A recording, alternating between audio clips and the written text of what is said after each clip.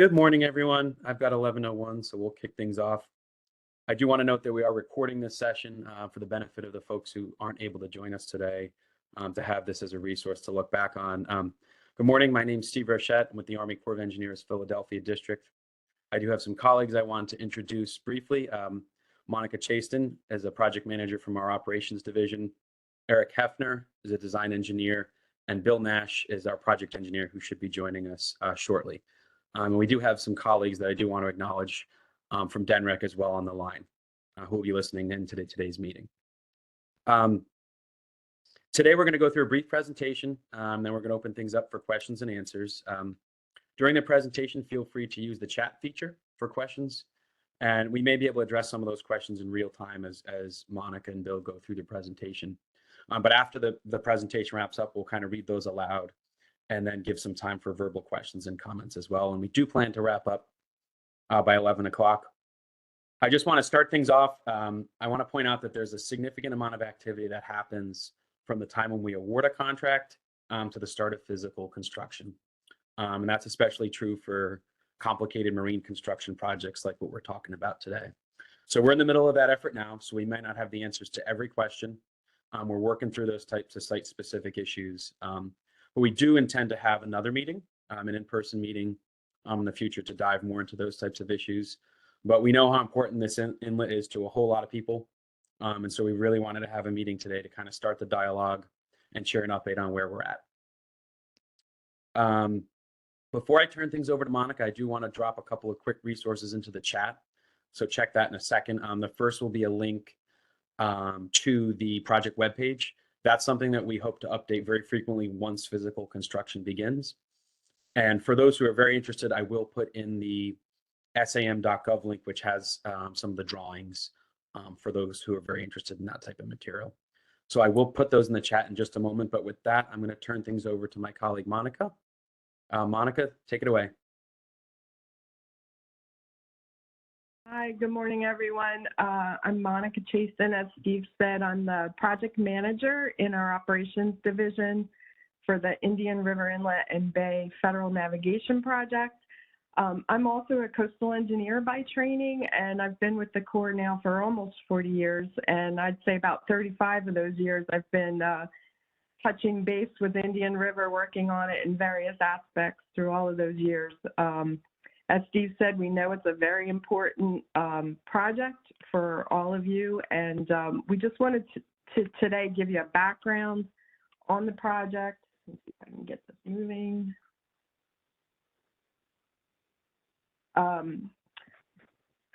You know, Steve already started with the overview and what we hope to accomplish today in the public meeting. I'm going to give you a summary of the Federal Navigation Project and then also talk specifically about those aspects that we're looking to repair. And then I'm going to pass it over to Bill Nash, who's our project engineer on the construction of those repairs, and he'll present a quick overview, and then we'll open it up to all of your questions. Here's the overview map of the Federal Navigation Project. The project starts just outside the jetties in the Atlantic Ocean and goes all the way back at different depths. You can see the varying depths listed here on the project index map through the jetties. The authorized depth of this navigation project is 15 foot. So as you all know, it's sufficiently deep in terms of navigation, so it does not require dredging for navigation purposes. Here's a little more on the background of the Federal Navigation Project. So the project was authorized again for navigation. That's the authorized purpose by Congress in 1937 with some modifications in 1945.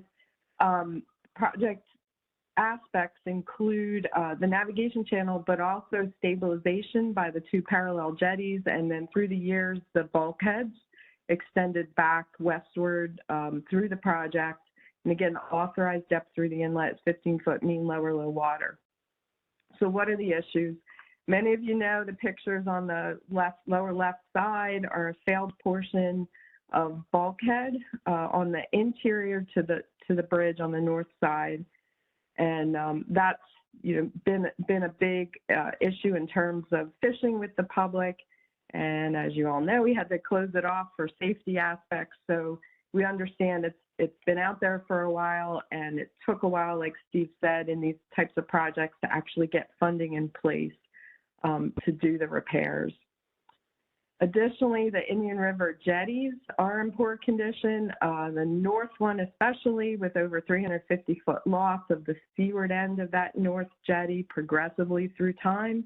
That's something I'm going to touch on briefly today, and we've been studying that for a while. We've also been looking at the deep scour holes and the complex hydrodynamics of this inlet for many, many years. And they create challenges for repair of these structural assets. And finally, the south jetty requires some sand tightening, especially adjacent to the sand bypass plant where they bring the big crane out. Denrex brings the crane out to do the sand bypassing work. The lower right graphic, if you look, that's looking seaward out through the jetties. You can see the deep scour holes, the purple areas up to 100 foot deep. All right, where are we? This project was challenged through the years in terms of limited funding, especially since we didn't have to dredge. As I mentioned before, the channel was sufficiently deep. We were actually cut in 2012 to zero funding, and then a lot of these problems started, especially on that north bulkhead. Luckily, in 2022, through the Bipartisan Infrastructure Law, it actually, it's down in semantics, but it was partly through DRSA funding, partly through IIJA funding, but we did receive $43 million to do major maintenance repairs of the coastal navigation structures. And I bolded and highlighted major maintenance because I just want to make a distinction here in we have different ways we can look at repairs of these projects, major maintenance or major rehabilitation. Major maintenance lets us work with the existing project and do maintenance repairs. It's not going to fix everything about Indian River Inlet.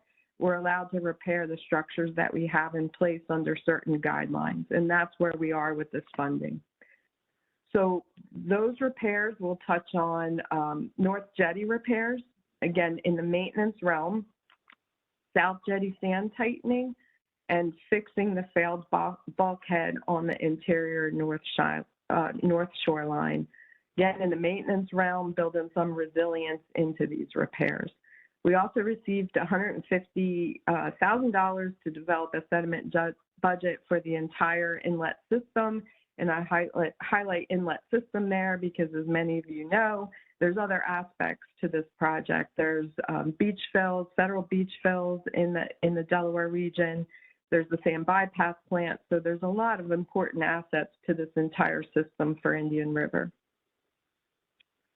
So here are the three primary repair areas: the north bulkhead area to the west of the new bridge, the north jetty repairs, and a section of the south jetty that we're planning to sand tighten.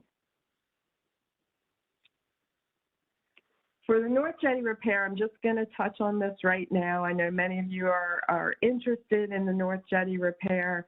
It is a complex situation and a complex repair. We had intended originally to put all three components into one contract, but because the North Jetty required additional data collection and additional analysis, we did take it out of the current contract that is actually awarded.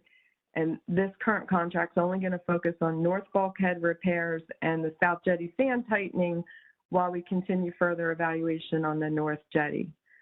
For the North Jetty repairs and the overall inlet, I just wanted to point out, and we made a promise in the beginning to a lot of the senior leaders involved with this project that we were going to bring the A-team. This is a very complex project, so we've incorporated national experts from across the Corps that participate in the Coastal Navigation Structures team, and we've also engaged with the Corps' Committee on Tidal Hydraulics, which is an asset that we have to support our excellent district team too.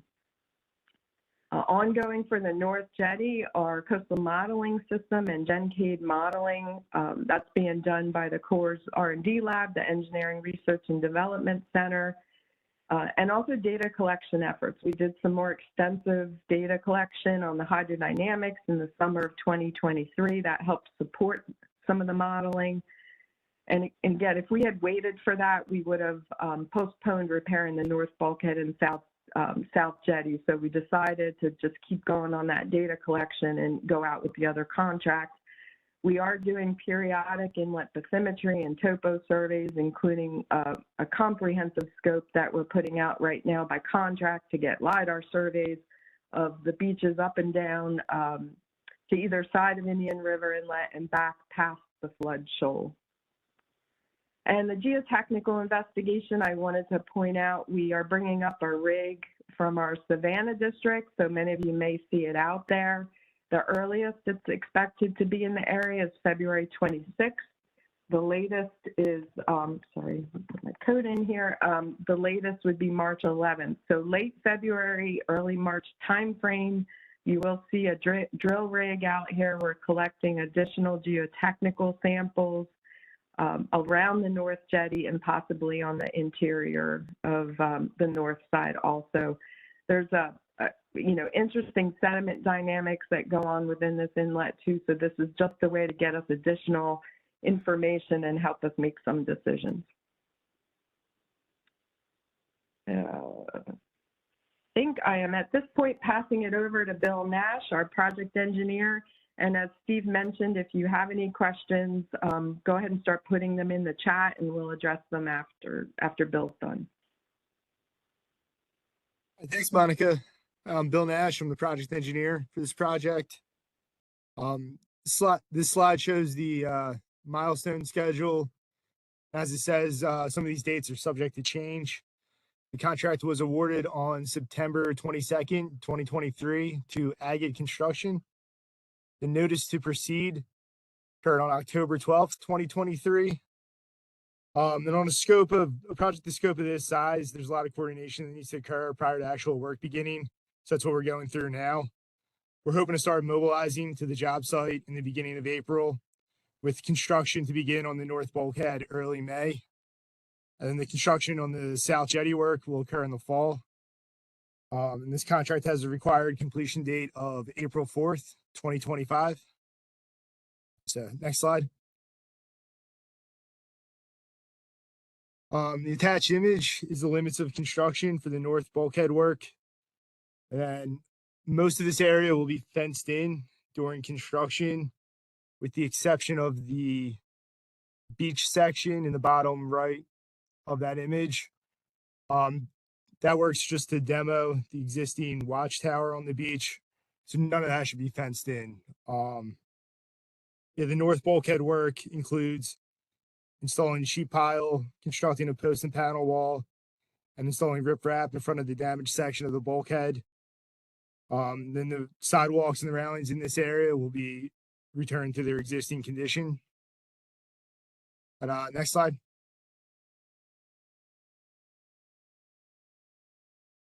And this slide shows the limits of construction for the south jetty. Here we're just installing sheet pile to sand tighten the jetty. We can get to the next slide. And then this image is the parking lot access plan. Shows some of the modifications we'll be doing to the parking lot. So the existing toll booth will be taken offline, and a temporary toll booth will be installed in the RV parking lot. The new entrance will be installed to accommodate the vehicles. The public restrooms will also be taken offline as well. So we'll be installing some ADA porta potties in the vehicle parking lot. And then the existing exit of that parking lot will be widened. It'll function as a two-way entrance / exit. So that includes these slides. I'll kick the presentation back over to Steve for the Q&A portion. Thanks, Bill. And on that last slide, I think Monica and Bill would echo my thoughts, but I think we do want to acknowledge the great partnership from the DNREC and Delaware State Parks on these types of issues. We know that this area is enjoyed and frequented by a whole lot of people throughout the year. And we know there will be some challenges during the course of construction. So we're really glad to have their partnership as we work on this very complicated repair project. Monica, do you have any other thoughts before we open up for any questions? No, I think that was a good summary. We'll entertain those questions. And I think you acknowledged Eric was on, and Pat Salvi, our design manager. A lot of work went into these plans, and I want to thank them for all the hard work on this. But we'll have them as backup for hopefully answering some of the questions. Sounds great. And actually, I see the first one just popped into the chat, I believe. Maybe for Bill, will staging and equipment be left at Indian River Inlet until east end work will be finished?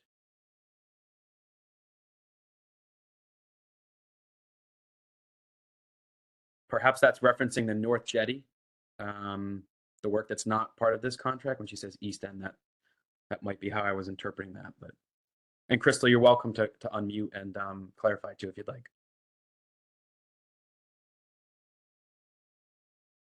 Yeah, I mean, if they're talking about the North Jetty, the answer would be no. We would not be leaving the staging area.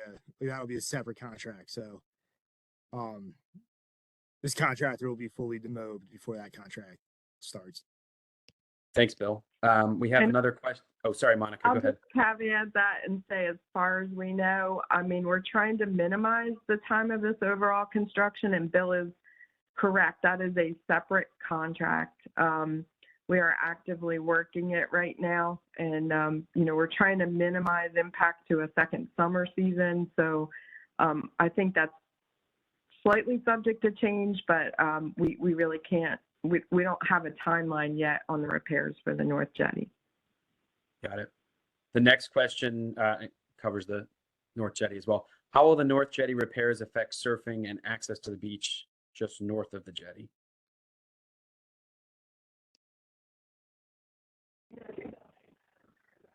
To the beach, we aren't sure yet, because we have to define the repairs. We're looking to repair the emergent part of the North Jetty, and then also looking at if we can potentially raise some of the submerged portion, the outer portion, the seaward end of the North Jetty.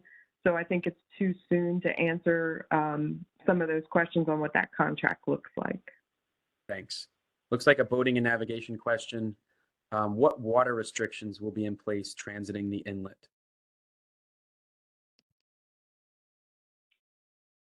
I'm going to say I'll take a shot at that and see if Bill or anybody else from the core team has a comment on that, but I'm not aware of any restrictions within the navigation channel.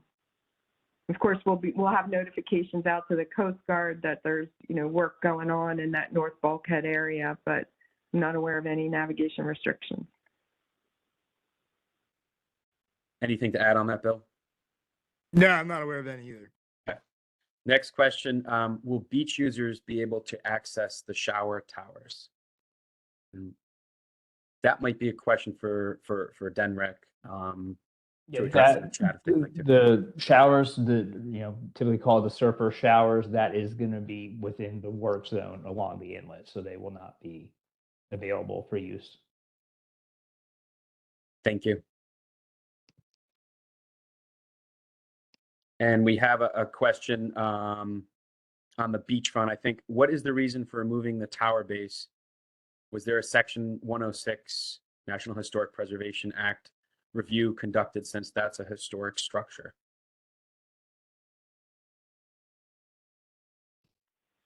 All of those repairs were coordinated between working with DenRec and also through our environmental permitting process. The reason is, especially right now, severely eroded as it is, it's a safety problem. Originally, it was being removed because of the repairs to the North Jetty also. And we left it in as this part just to get the hazard gone in conjunction. And, Scott, you can join in if you have any comments on that, but I believe it was really a partnership to get the hazard off the beach. Yeah, it is more of that north section of the beach has been eroding and more of the towers have been exposed. We've had a number of incidents with folks being up on the tower. So just been an issue of safety. Next question. Thank you both. Will there be any changes to getting RVs in and out of the south side during this construction? I can jump in, Monica, if you want. Yes, so there are going to be some changes to the flow to both North Inlet Day Use Area parking lot and the North Side campground. Earlier in the presentation, when they got to the slide for North Inlet, they did mention that the current registrar or toll booth is going to be out of commission for the duration of this project. So what that means is that the section of North Inlet Day Use Area that can be accessed by the public, we are not going to have a fee attendant in a booth there any longer. That's the fees are going to be strictly either annual pass or having to use the fee machine, parking out machines that are in the lot. For accessing the RV, basically guests are going to be going past the traditional entrance down by the maintenance facility. A new entrance is going to be put in as part of this project where they're going to make a left into the campground and then make another left. So before they would get to where the dumpsters are held, there's going to be a temporary registrar booth installed for the project where campers will be able to check in. Thank you, Scott. Next question from Crystal. Will you be removing the large hazardous boulders alongside the Coast Guard tower when you're removing that?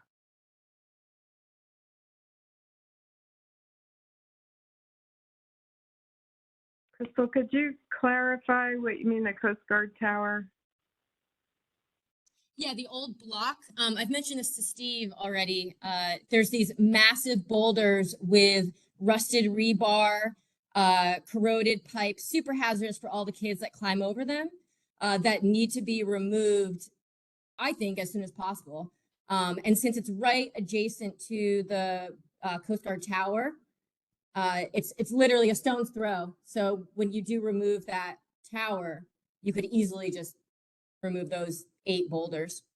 So I'm wondering if that's part of the plan. Okay, so I'm just going to repeat. So you mean the concrete watch tower on the beach side by the North Jetty, correct? The old Coast Guard tower, correct. Okay. So I believe that would be part of the North Jetty repair. Under this contract, it is not in there. We're just having the contractor demolish the tower itself. As part of the North Jetty reconstruction, that is something we can address. So when you demolish it, will you be having large equipment on the beach to demolish it? Bill, do we have a submittal on that yet, on how they're demolishing it? No, not yet. We're not sure what equipment exactly will be out there yet. Okay, is that something I can follow up on? If there is large equipment, that could be something that could also remove those boulders if you remove what you are demolishing. Especially because we don't really want to have the same situation that we're currently dealing with at Northside with all the debris from the old infrastructure washing up, and we definitely don't want that debris going back into the water or buried under any sand that might be used to replenish this beach, right? Yeah, I'll kind of restate that our authority is to repair the navigation structure, and I think that's something we can address on the north side. It is not included in this current contract. I'll take a look at it, but I do think if access needs to be restricted there, that is something we can do if it's on the jetty and if it's in our portion of the footprint of the jetty. If it's on the beach, we would have to work with DENREC on what hazards are out there, and but our authority's on the navigation project. Okay, I can also email you those photos too, Monica, the ones that I've sent to Steve, so you guys have an understanding on where it is exactly. Okay. Great, thank you. Thank you. And another question from Crystal, I'll read aloud. Will the dredging ship Currituck that was used at Assateague be used for this project? I can answer that, no. But Bill, do you want to give anyone a sense of what equipment from Agate that people may be able to see for this, just from your preliminary discussions with them? Right. The current plan is not to have any like water-based operations. So they're planning on using cranes and like excavators from like, on the land to do the work. Thanks, Bill. And then the next question, in that sidewalk repair area, will you expand the fishing deck that juts out over the rocks? It would be nice. Yeah, so I'll take that one. That is a state feature, and we are going to be replacing the sidewalk and the handrails. I don't believe the state has any planned repairs for that structure. Maybe Scott can touch on that, but again, we're authorized for navigation, so the recreational component is something that we work with the state on in terms of real estate easements. Yeah, and currently, we do not have any plans for any replacement or repairs to that. Question from Crystal, are there any jetties around the country with similar issues that you've repaired? How did you go about that? Boy, that's a great question. So I mentioned on one of my slides, and I am lucky enough to be on the National Coastal Structures team. So I've walked a lot of jetties across the country. Some are in worse shape than ours. They all have their nuances in terms of construction and what we need to do for repairs. I have brought in other members of that team, especially from Portland district, our Portland, Oregon district, and our Los Angeles districts, because I believe that the complexity of these repairs are similar to some of those that are going on in Portland, Portland's area. And so we've brought Portland in, Los Angeles, Jacksonville, New England has a lot of structures that are similar type. Again, they all have their nuances and complexities, but we are reaching out across the country to gain those lessons learned and similar experiences for repair of rubble mound structures. And another question, how much of the $43 million is used for these repairs with Agate Construction? Yeah, I don't have the contract value is some 5.5. Maybe Bill or Pat can correct me. Yeah, 5.4. 5.4, which is a great price. Agate gave us a great bid on that. Our government estimate, and you can look on that sam.gov. I believe has the bid abstract of which contractors did this job and the government estimate. When I put that figure in for $40 million, I was working with a national team that was doing a report to Congress on cost estimates for the repair of the most degraded structures across the country. And Indian River jetties were one of them. So the cost estimate that we developed when we asked for the $40 million was based on cost engineers from across the country. And that's to repair the North Jetty, the South Jetty, and the bulkhead. We all are aware that the North Jetty is the most complicated piece out of all of this. So, we're starting off with this $5.4 million contract, which, we're in the early stages of that. And we're anticipating as we move towards the North Jetty, that's going to take up another bulk of the money. Question. And the $43 million also includes all the data collection, all the modeling, all the design costs, and the oversight costs for construction too. And a question, will the $150,000 towards the inlet system go towards quickly eroding beach on the north side? That's for a study, not for physical work. Monica, do you want to add anything on that? Yeah, and I'll call it an evaluation versus a Corps of Engineers, long-term study. There's another project manager, Pete Gorey, who works on the beach side of things. He's the project manager for the sand bypass plant. So we are working as a team to do kind of a sediment budget evaluation or analysis, not necessarily a study that is going to help to understand dynamics on the north side beach. And a question from Chris Flood. The walkway along the north side of the inlet will be closed throughout construction.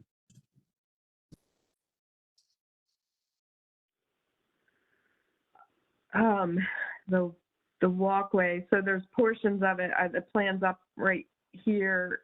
The limits, Bill, are limits of closed walkway, or Eric? Yeah, I mean, the walkway within our work zone will be closed throughout construction. So there is going to be walkway to either side that's outside of those limits that will remain open. Thank you. Will any old structures under the sand, parking lot asphalt, wooden pylons be removed from the beach as part of this?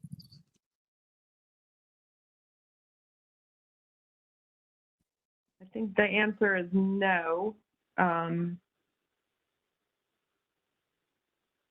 the beach side. In regard to the south side repair, will beachgoers and fishermen still have access to the beach and rocks that extend out into the ocean during construction? If so, where will they access?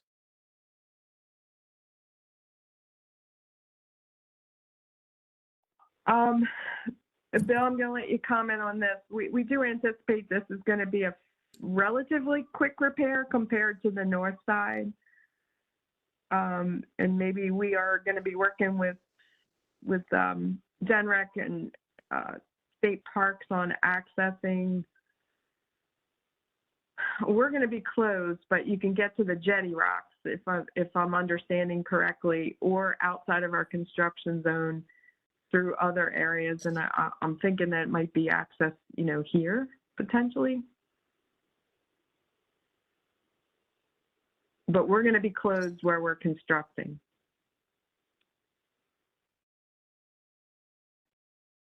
Given the relationship, oh, sorry, go ahead, Bill. Yeah, on top of my head, I'm not sure exactly the access points, but we're only closing the area that we're going to be working on. So, there's going to be ways around that where they can access the beach. Thanks, Bill. And Given the Pat, relationship, oh, go ahead. South Jetty work is limited to off season. I know there's fishing all year round, but we are trying to do that in the off season for the beach goers. Given the relationship between beach width and jetty dimensions, what beach width template and minimum acceptable condition will be used to inform the north jetty repaired configuration? Will the jetty length be adequate to maintain a wider beach than what currently exists? So I'm going to answer that as, back to why I highlighted major maintenance. We are only authorized under major maintenance funds to work within the template of the existing jetty. So we're going to be maintaining the existing jetty and looking at that submerged section. I'll go to the final slide here to kind of get it out there, the submerged section here of whether or not we can actually lift that. That's one reason we're bringing the drill rig out, is to better understand the sediments on both sides of this north jetty. So I understand the question. I understand, we're going for beach stabilization, but the purpose of this structure is for navigation and we'll have to work within the maintenance realm. That said, we are looking at the entire system, realizing that we have federal and state assets and interests on both sides. I hope that answered the question for now. If you have additional questions on that, let me know. The area outside of the currently fenced off area along the north walkway that is falling, will all of that be repaired as well? Monica? Yeah. We've lost 400 feet of the north side jetty in its 85-year history. And as we all know, sand travels on the north side around the tip of the jetty, either goes in the longshore drift or it's inside the inlet. But even though this, I understand your answer there, since it's just a maintenance project, right now we're sitting probably somewhere around 300, maybe 350 feet of existing jetty from the loss of the original 600. But why wouldn't at least a 50 or 100 feet be added to that jetty? Because it would, any future bypass or beach replenishment, it will stabilize that north side beach and leave it the way it is as just a maintenance project. Even if you up the tonnage of revetment from the 5 and 7 ton original to 12 ton, that will weatherproof the tip of the jetty. But just doing the tip, you know, our problems really don't go away to stabilize the north side beach, because since 1957, all the sand has come from the inlet, except, you know, the last time we had 500,000 cubic yards that was done under the Sandy in August of 13. And that stabilized that beach for 5 years under existing conditions. We got 6 and 7 now. You know, I know probably each one of you have never been down there to see the condition that that beach is in. But I tell you what, for us locals here, to walk down there and see that would bring a tear to your eye. It is in the worst shape it's ever been in its 85-year history. And just to put a Band-Aid on fixing that tip of that jetty and leaving the existing length, I think we can do better than that, even though the funding is only for maintenance. And I think the state's work to get the sand bypass plant up and running is a part of that answer as well. But thank you for your comments. Monica, do you have anything you want to add to that?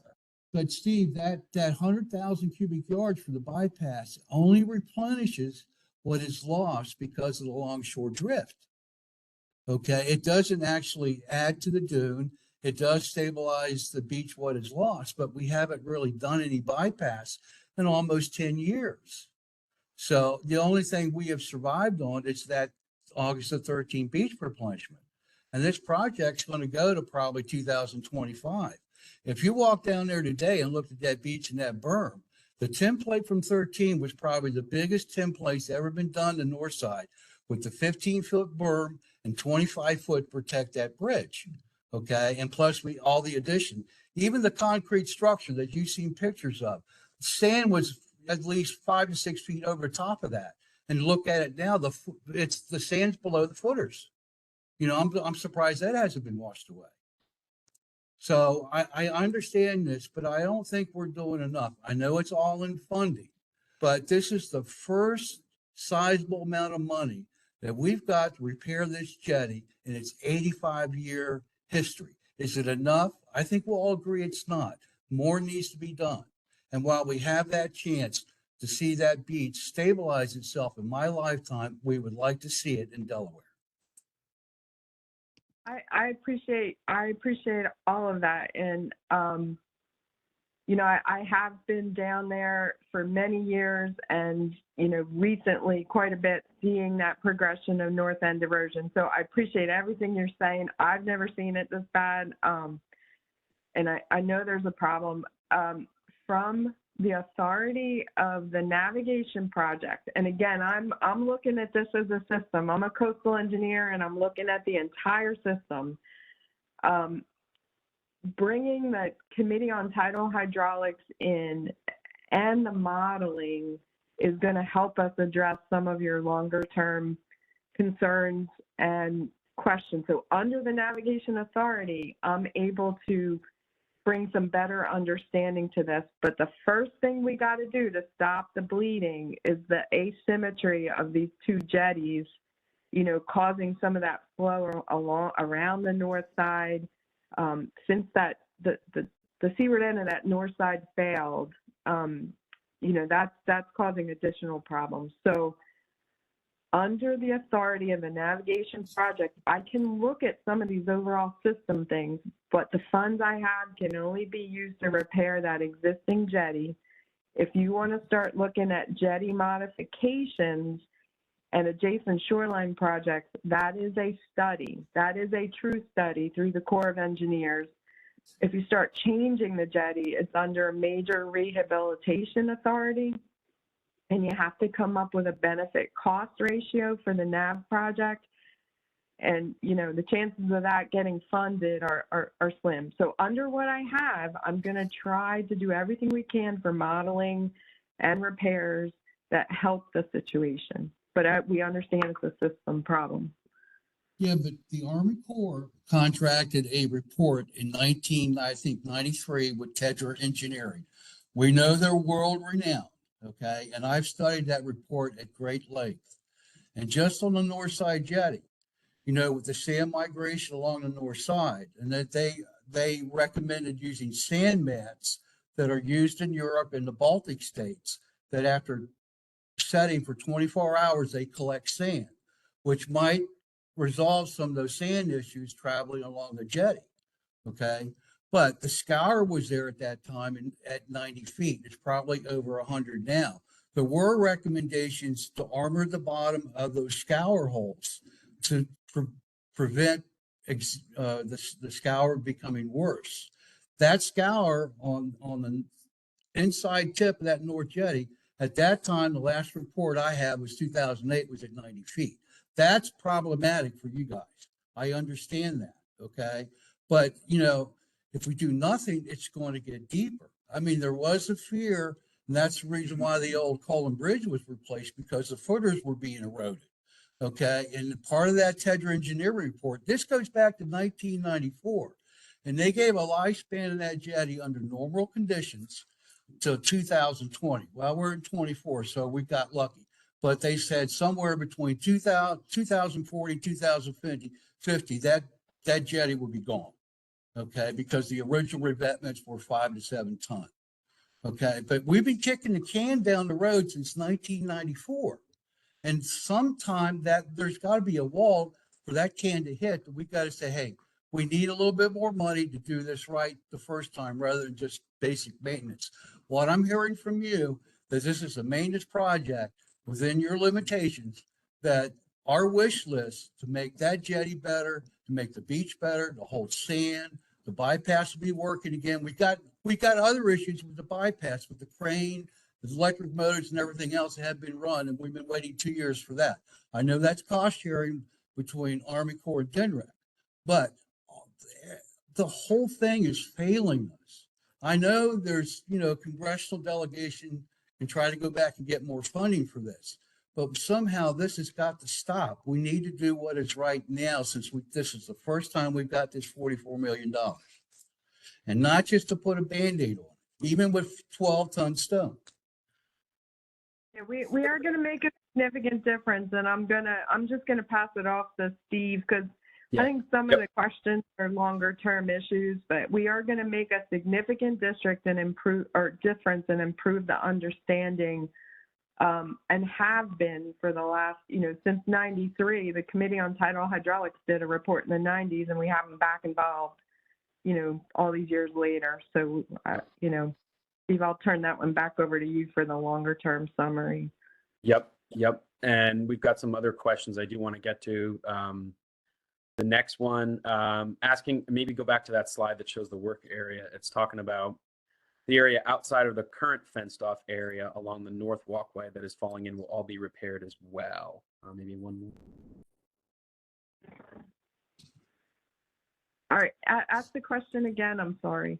The area outside of the area that's currently fenced off along that north walkway that is falling will also be repaired as well. I guess they're talking more going under the bridge. The way I read that, I'm not certain. Yeah, so the actual repair, and maybe I'll go, you know, all the way back to this picture. The repair actually comes partially under the bridge. So, you know, our fence is here, but we do have to tie the sheet piling in, and we are stepping the whole area back in terms of the sheet piling. So part of this maintenance repair also included some resilience language. So, you know, we took a look at progressive erosion of this area, and it's stepping back, but it is tying in under the bridge. And a question from Gary: how long will the drill rig be located off the north jetty, and will the beach be closed during that portion? I don't expect any beach closures, and I guess how long they're there will, you know, kind of depends on the number of samples and the ability to get them and the weather, because we're always weathered out here for data collection. So I should have asked our geotech chief, but, you know, I think it's on the order of weeks rather than months. And a question asking about clarify the 43 million in funding to the 5 million awarded bid. Clarify 42 million. So as I mentioned, that 42 million covered repair of all three aspects. The, let's see, this one here. Nope. Where are we? Going the wrong way. All three aspects here. The 5 million includes the north bulkhead, 5.4 million, and the south jetty repairs, but it also includes all of the design, all of the data collection, all the modeling, all of the environmental permitting, the construction oversight, and then what's left is going to be what we have available for the north jetty repairs, and again, including all those same aspects of design, data collection. So I'm bringing the drill rig up because we need additional information, and that's all included in that 43 million. And as Monica said earlier on that SAM link, and I'll drop it in the chat again, you can see the bids, the public bids and the government estimate for this particular contract. And then a question that says, maybe it would help to clarify how far out the navigation authority allows you to place riprap. I think people are confused if existing jetty includes the riprap that is already underwater. So the existing authorization, let me see, I'll go to this final picture. These jetties were parallel and the same length. So the existing authorization allows us to bring back to this, what you're seeing here in this picture, this is underwater, these rocks out here. So on the south side, you all know when you go out there, you can see the very low jetty, but you can see the light, you can see the head of the jetty. Same thing, what did exist on the north side and has progressively failed back, with flows coming out. We don't have enough time to go into all the technical stuff, but the authority extends to the seaward tips of both jetties. And a question, and I don't think it's for the folks on this call, but does the Corps have a plan to offset the effects of the multi-year period in which little to no sand was bypassed? Simply resuming the target 100,000 yards will do nothing to mitigate the deficit which has occurred. And Pete Gorey is our project manager for our sand bypass plant, and of course in tandem with DENREC. So those are questions that we could probably follow up on with those folks.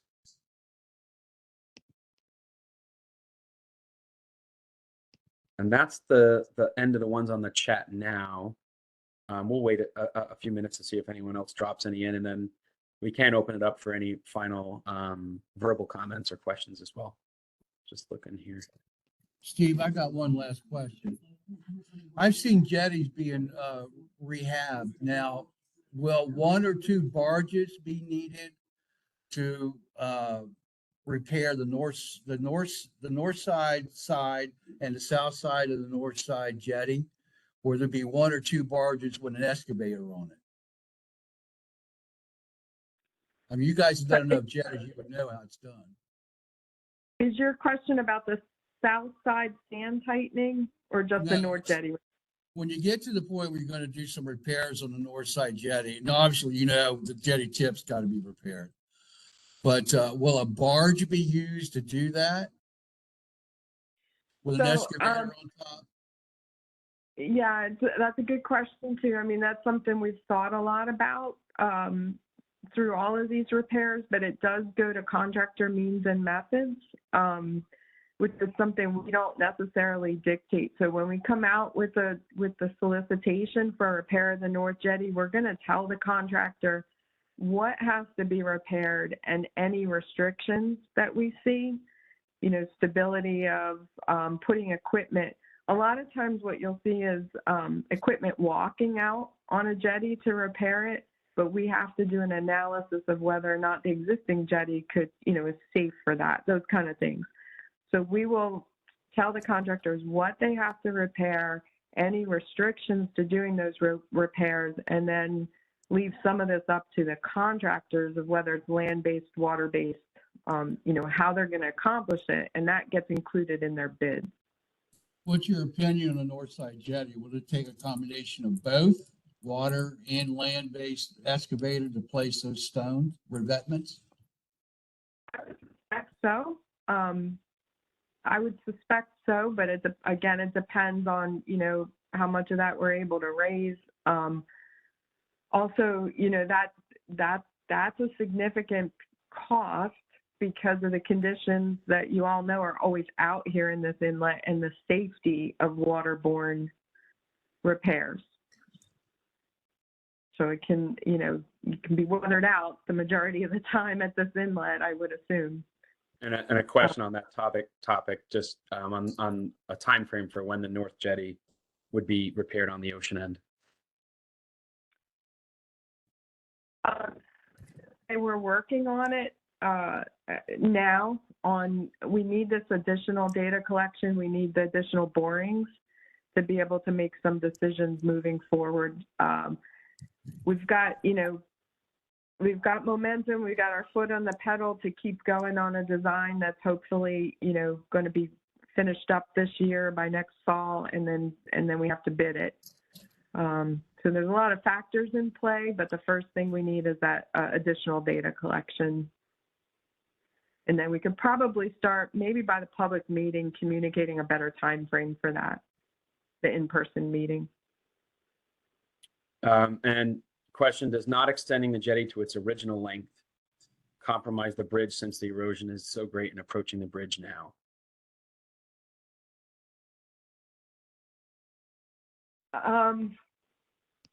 That's a big question that I probably don't want to, answer just off the top of my head, but we do,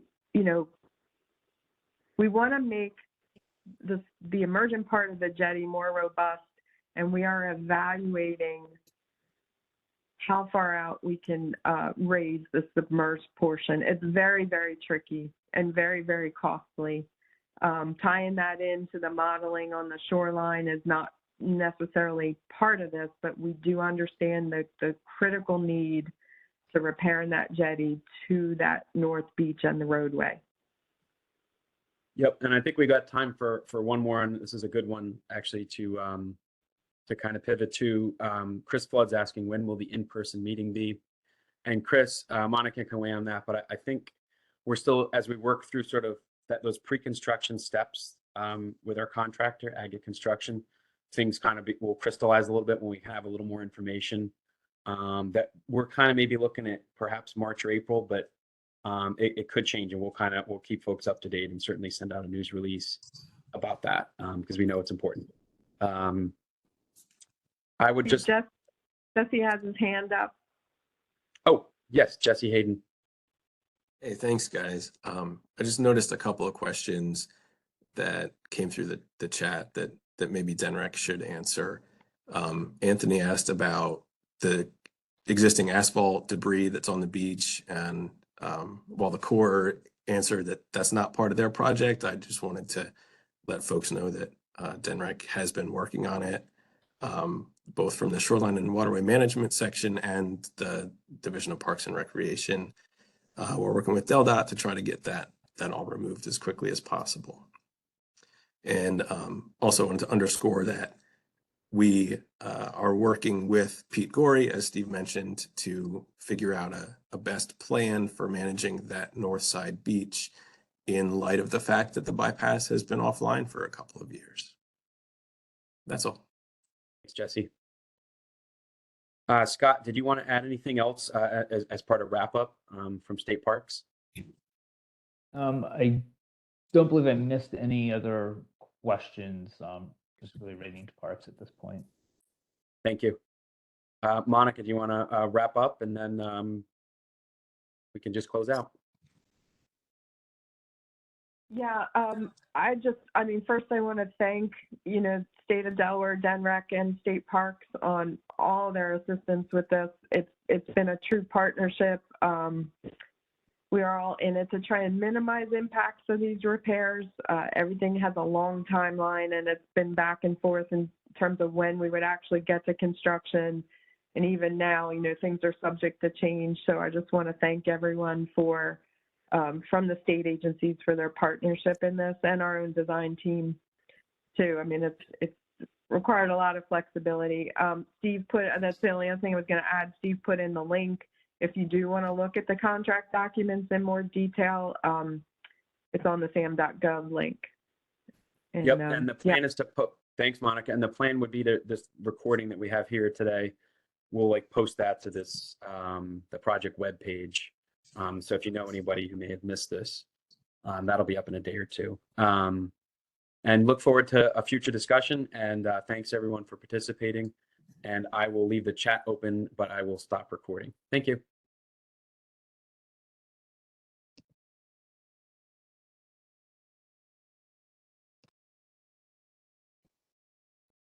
You know, if there's